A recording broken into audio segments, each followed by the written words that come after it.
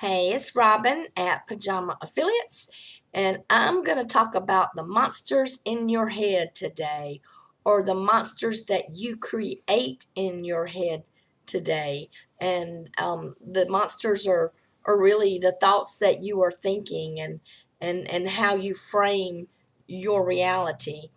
Is it really the way that you frame it? And the best example I can give of this is using myself and technical issues. Back when I first started, technical issues scared the bejesus out of me. I would put them off for weeks. I would I was just so hyped up because I had tried things and then and really struggled. Take note of that word struggle. Okay?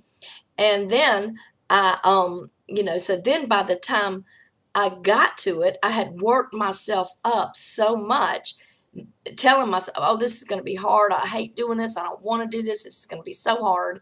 I've got to be really calm because it's going to stress me out so much. And guess what happened, guys? Every time it would stress me out till I felt like throwing things around on my desk.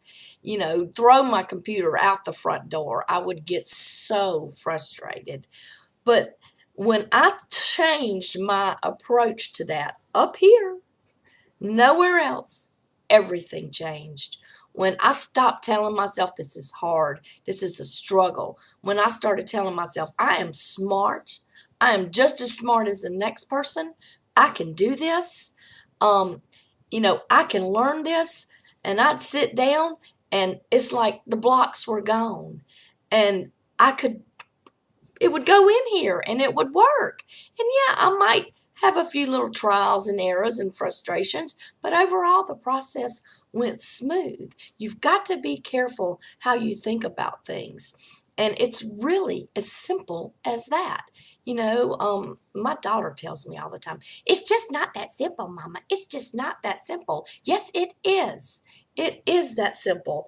And it's not going to happen the first time, but you've got to practice it. You've got to change those habits of yours and that negative self-talk and the thoughts that you think about yourself. You think you can't do it? Guess what? You can't. You think you can do it? You can. And I know you've read that quote a million times, but have you ever really experimented with it and seen for yourself the difference? Or is it just something you type out there online and think it's really cool?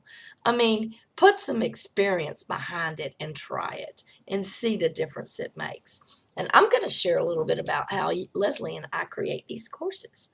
We'll be chatting in that little chat box on Facebook, and I'll be like, Leslie, I think these people need some help with keywords or SEOs or SEO, or she'll be like, Robin, these people aren't really getting the keywords and SEOs and they aren't linking their articles together. I'm like, well, we need a course. And she's like, yeah, we do. You know, day goes by, 2 days goes by, and one of us will come back. Well, would you want to create that course? Yeah. Well, when do you want it to be done? This is exactly how our course came to be this time with the keyword and SEO. And, and Leslie, I think she said, well, we'll do it by May 30th. Now, this was the beginning of May, I think, that we started brainstorming this, May the 30th. I said, okay. So we chitty chat about it a little bit. We really, first week, we really don't do much with it. We lay out, we have another group where it's just me and her, where we brainstorm in. And when we think of an idea throughout the day, we'll post it in a thread we've created. And that's it. We did that for 2 weeks. Just post the little ideas up there, what we need to cover, what we need to talk about. We still didn't have an idea of how it was going to come together. But see, that's the thing. We have enough confidence and we know that it's just going to come together. And when you believe that and you feel that, it does. And it may not come together perfect. So then all of a sudden I realized I'm going to be out of town the weekend of the 30th. I'm not going to be here. So then we realized it's a holiday. So, of course, we have to, blooper number one, we have to go announce to the group, okay, we're not going to start till June the 1st. We're so sorry, blah, blah, blah. That's what we did. Okay, it was okay. Nobody got upset or mad with us. If they did, they didn't tell us, and they're probably over it by now. So that's what we did. And then Leslie's whole family got sick. She got sick. Her husband got sick. Her kids got sick. And so there we are. And then it happened. Then I got sick. And I mean, we lost a whole week. Boom, right there. So we kind of had, but we never got upset. We never worried. And y'all, it all just came together. And the thing is, and we didn't shut our minds off there. Then after the course is up, the group is started, we get an idea. You know what? We can take some keynotes or maybe make some videos around some of these threads and put it in the course and make it even better, you know? And it's still expanding. When you put restrictions on yourself with your thoughts and put yourself in a box, and I'm going to do this and I'm going to do that by this date, and it's got to go like this and it's got to go like planned, your creativity is just blocked because that's all you can see because you've programmed that already in your head. I don't work that way.